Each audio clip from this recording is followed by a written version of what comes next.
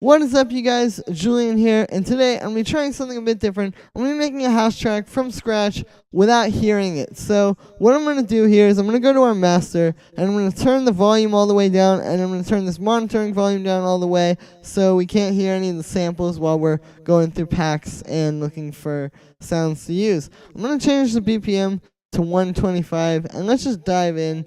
First thing I'm going to do is I'm going to get a kick, and I have this pack here that I know has some pretty good kicks. I guess I'm just sort of looking for good waveforms here because obviously can't hear anything. This one looks pretty solid. Let's put it on a little 4-bar loop and then I'll move on to the next element. Cool. So next thing I'm going to put in here, I think, is a bass, because when you make house music, it's very important that you have a solid kick and bass as your sort of foundation of the track. So I'm going to throw that in there and then I'll come back and show you guys what I did. Alright guys, so I made the bass sound. It's pretty simple.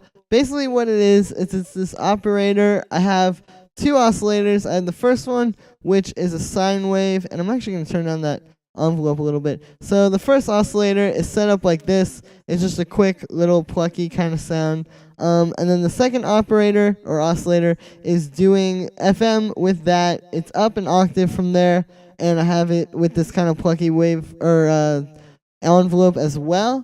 After that, I put on in a bit warmer just to give it a bit of kind of like dirt and grit and all that kind of good stuff. And then I have it sidechained to this kick. I also leveled out the kick a little bit. Usually what I try to do with my tracks when I'm actually hearing them is I try to sort of set the kick around like -6 or -7 or somewhere around there to just sort of anchor it and put it in one place and then let everything else be around that. So I figured if I anchor the kick there and then just kind of do it visually using these meters here, I can maybe figure out what I'm doing. So the next thing I'm going to do is I'm going to start making some percussion. Let's get like some hi-hats. As a matter of fact, I'm going to get a shaker loop first. And I guess, using a loop may not be the best thing, but I'm just doing this because obviously can't hear what I'm doing here. So let's get something out of here. I know there's some pretty solid shaker loops in here. And again, I can't hear it, so I'm just gonna grab this one, I guess.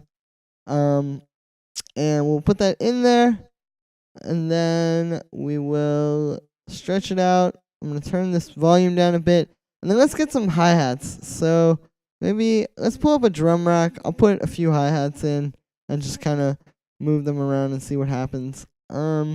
I'm going to come back to you guys and show you what I did in a second.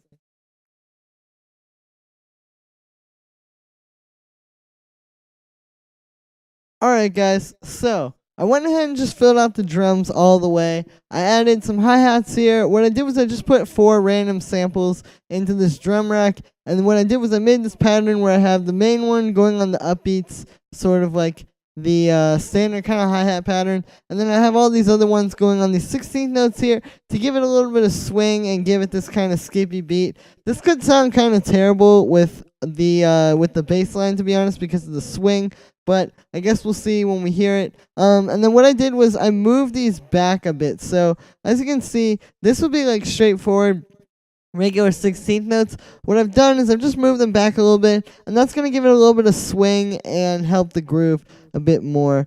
So really the next thing I can think to go and do is maybe add some vocals. So let's find, I know I have this one pack where there's a bunch of little vocal stabs. I'm going to grab some out of there, and we'll just put like some delay on there or something and just kind of see what we can do with that. So these kind of things are nice for adding a little bit of sort of like texture in the background and just keeping it so it's not just low end. Like with this kind of house that I'm trying to make here, it is definitely very much about the low end, but if you only have like drums and bass, it's going to get kind of boring. So it's important to have like a lot of different kind of sounds in the background, and that's what I'm going to attempt to do here.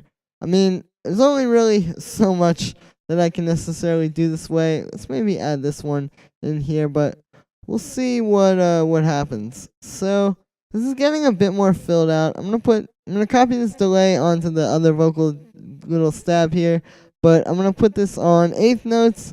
And let's add like one more thing. I'm gonna add one of these SFX samples here.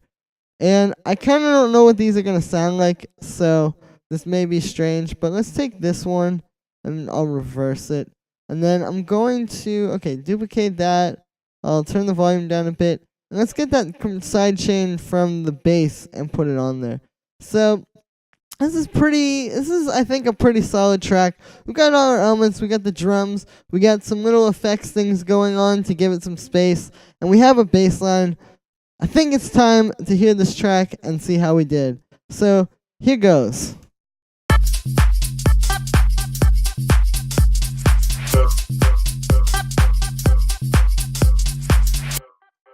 Okay, so it's not the worst house track of all time.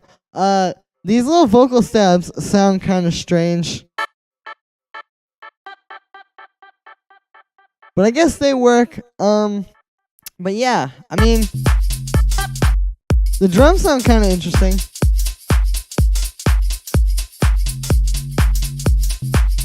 And this bass line, they definitely groove together, so I think I did a pretty good job there. So that's going to be it for today, guys. Let me know what you think of this video in the comments. Make sure to like this video and subscribe. Maybe even share the video if you thought it was cool. Check out my sample packs in the description, and I will see you guys again tomorrow with another video.